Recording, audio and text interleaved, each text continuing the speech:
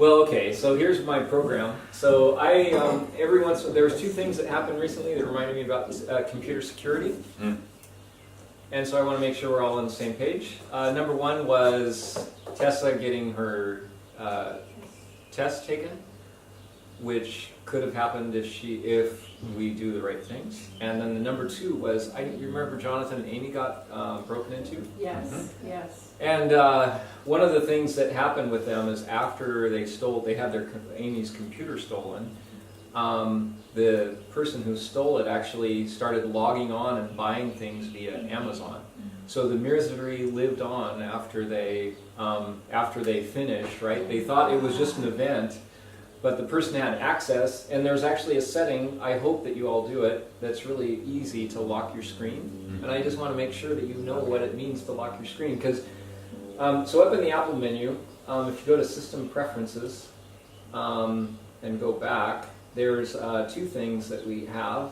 Is if you go to the Security and Privacy, you can click on that, and you can require a password after the screen's been idle for 5 minutes. So for Amy, this would have meant that they would have had to get a password to get into her computer. She didn't have her computer locked, and so they opened it up, and she had saved all of her Amazon, right? Just automatic login with Amazon. And had she had the required password, so I always leave mine on, and I leave it for 5 minutes, because if I'm gone away from my computer for 5 minutes, it's not a big deal to have a password login. The second thing that I do, and is in screensavers, you have an option down here for hot corners. And so if you click on hot corners, you can make a selection. If you move your cursor into one of the corners, so like I have in my lower left corner down here, I have a lock screen. So if I move my cursor down into the lower left corner, it automatically locks the screen, and I have to enter my password to get back in. And what this allows me to do is, if I'm leaving a room and I want to leave my computer set up, I can lock my screen so kids can't get into my computer. I never leave my computer open when kids can have access to it.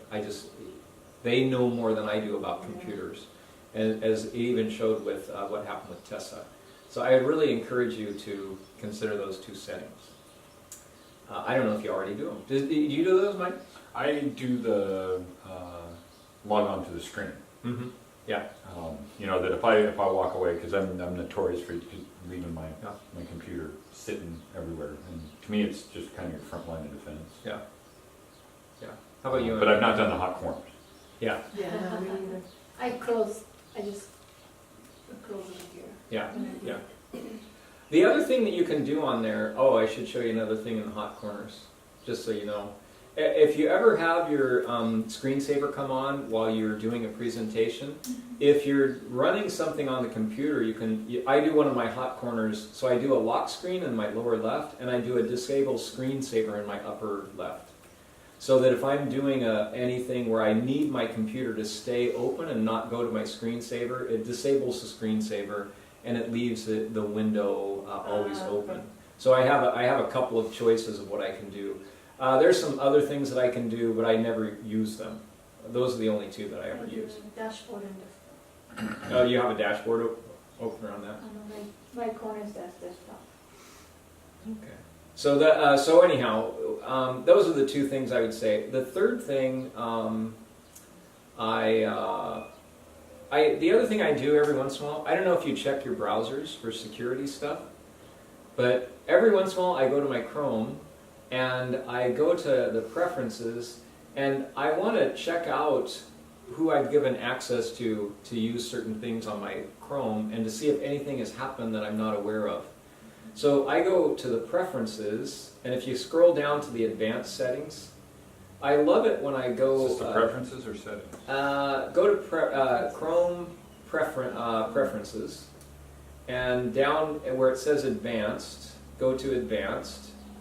And what I love looking at is in the content settings, in the advanced section, I can see all the people that I've granted access to my camera to see whether those are people, sites that I want to have access to my camera. I only let a few things access my camera.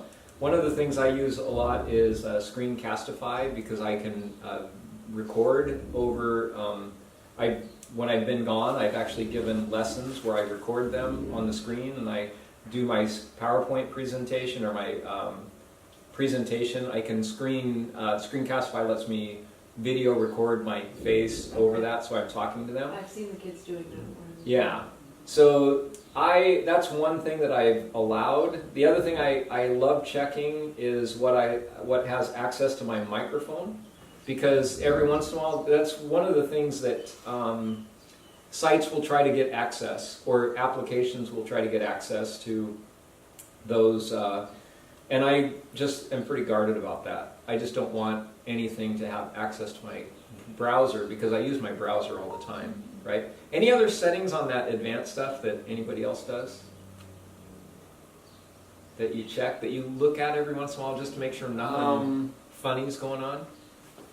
I'll clear the browsing data and cookies once in a while. It's a pain in terms of having to redo passwords where you've signed into sites and stuff like that, but it also sweeps out anyone that's you'll pick up stray cookies here and there, right, without even knowing it through pop-ups. Yeah. Do you know what the cookies do? So. I don't. Well, so when a site asks for cookies, because you want to allow sites to put cookies onto your website, onto your browser. When a site asks for cookies, like, so we bank at Wells Fargo, and Wells Fargo has cookies in there, and it's in the connection with that stores my password, or I'm sorry, I can have my password stored there. I do my password for things like Netflix and other things that are subscriptions, and it stores the password in there so that when I log on to Netflix, I don't have to put my password in every time. If I clear my cookies, the other thing that gets stored in there is a lot of advertisement cookies that track your movements on your browser, and that's when you start getting targeted advertisements for things. And so every once in a while, it's just good to clear all the tracking out there. I saw it recently. I meant to try it. I saw an app or an extension that allowed you to preset your cookies and then empty everything except the ones that you preset to stay in there. And if I find that again, I'll show it to you. Yeah. Okay. So those are a couple of things. Any other on the settings? Well, on that side of things, like when I do anything with like banking, anything like that, I don't keep any of my passwords except in my head, and then I use incognito. Is another thing, because then the cookies don't come in and all of that. All of that's yeah. Oh, I don't know if you use identities on Google Chrome. I really like separation from my school and my work identities. And so what I've done is this, and it's the easiest switch I have, is up here you have a little icon in the upper right with your person on it. I have all of my identities, and in each identity I have actually a separate email. And this is how I keep my life segregated. I don't like that the school has access to my stuff, so I don't like doing personal things on the school's browser, on my identity with the school. And so what I've done is I've set up 3 identities. So like here's my browser to school, and whenever I log in anywhere, if I log into Google Chrome, if I log into Google Chrome on any machine, it'll give me access to all of my menus and all of my bookmarks, and that's a powerful thing if you're not doing it already. No. But then I have my university ID, and when I click on that, it takes me and it switches my identity, and it opens up my my university email, all of my classes that I have for my university, and so Google Mail and Google for each of them acts separately. So for me, it just keeps my life organized so that I don't have to deal with any university emails on my school emails, and I don't have to keep and then the third one is this, is I have a third one that's just me, my private me, that's what I like to do my personal business on. And, so I don't know if there's places where you need to keep your identity separate, but that's a huge thing, and it's an easy switch between them. All you need to do is you go to Manage People in that menu and add a person, and you get to. So I have, like I said, I have my email to the school on one. I have my email to my university on the other. I have my private email, which I don't use very often, but if I really want to segregate my life from school, it gives me there. And I found this change as I've been involved with more and more outside of school stuff. This change is one of the best things that I've done in the last few years, of keeping everything here separate from everything out there. So I really encourage that. I do it in a similar way, except I just keep my personal email and my school email side-by-side tabs. They're always open. You just go. And it's literally seamless, because that's how I toggle between, but I'm effectively doing the exact same thing. Yeah. And I really do, I've divided my worlds. Yeah. It's just, for me, it's, I like it when I don't have to deal with school business.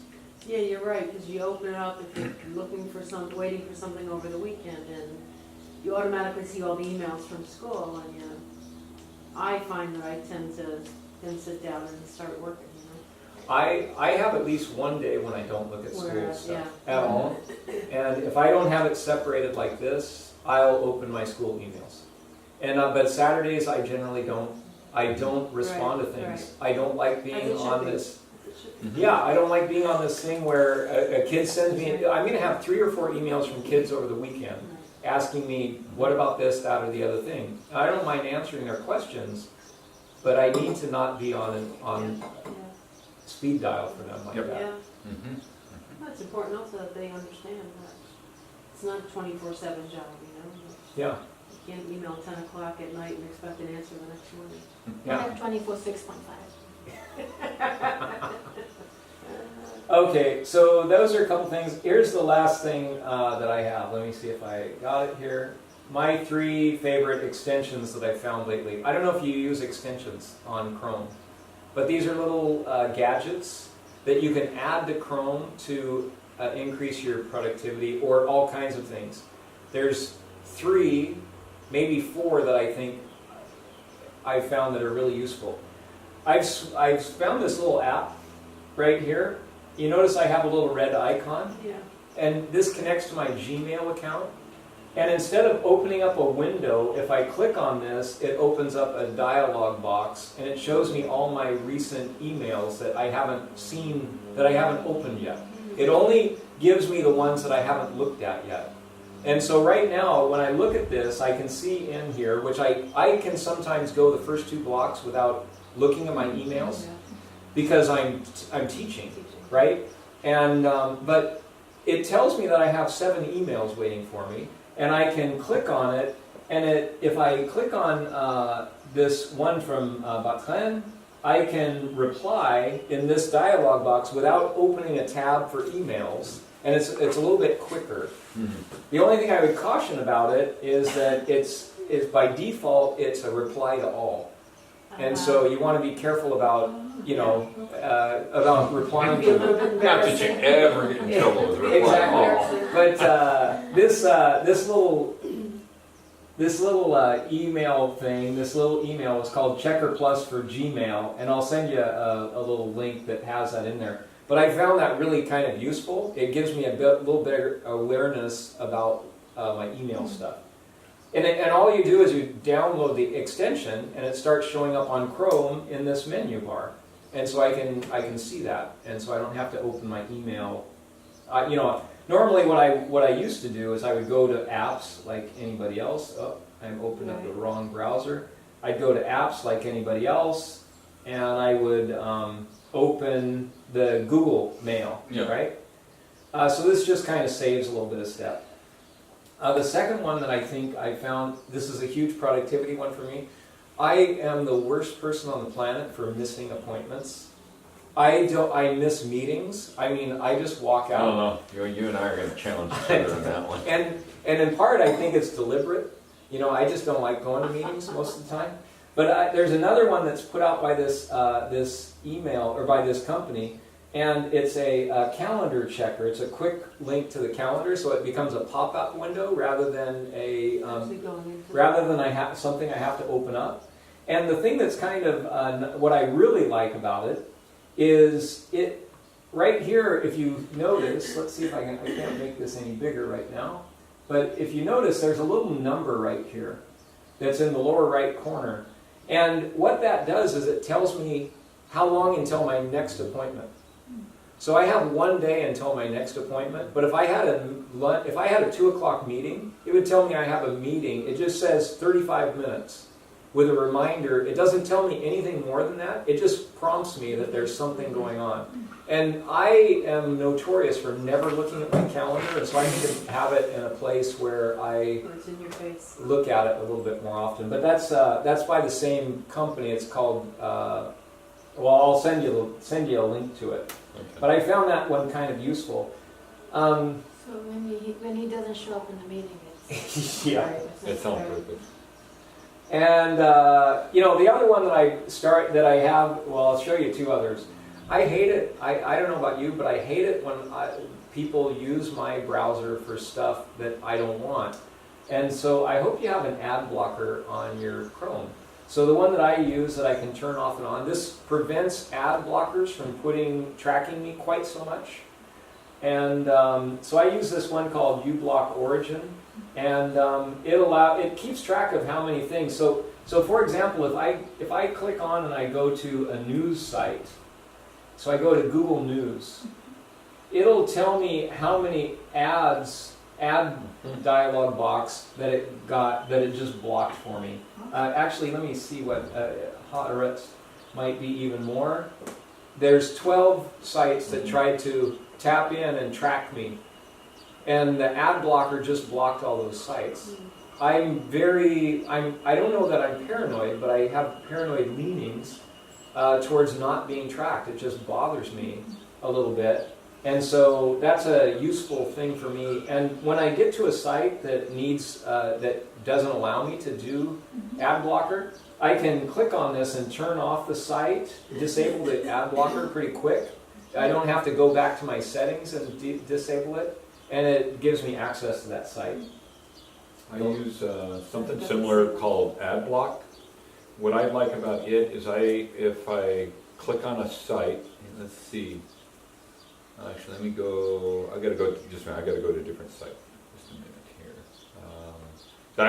If you do it under the right conditions, okay. So right there, it just blocked 6 when I went to HuffPost. Oh, it's up to 8 now. All right. So when I click on it, I can say pause on this site, pause on all, block an ad on this page, don't run on this page, don't run on pages on this site. And what I have found.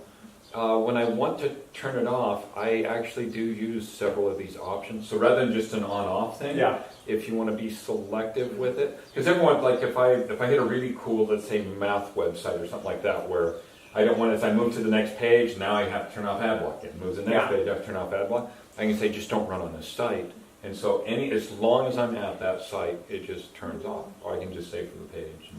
So that's another.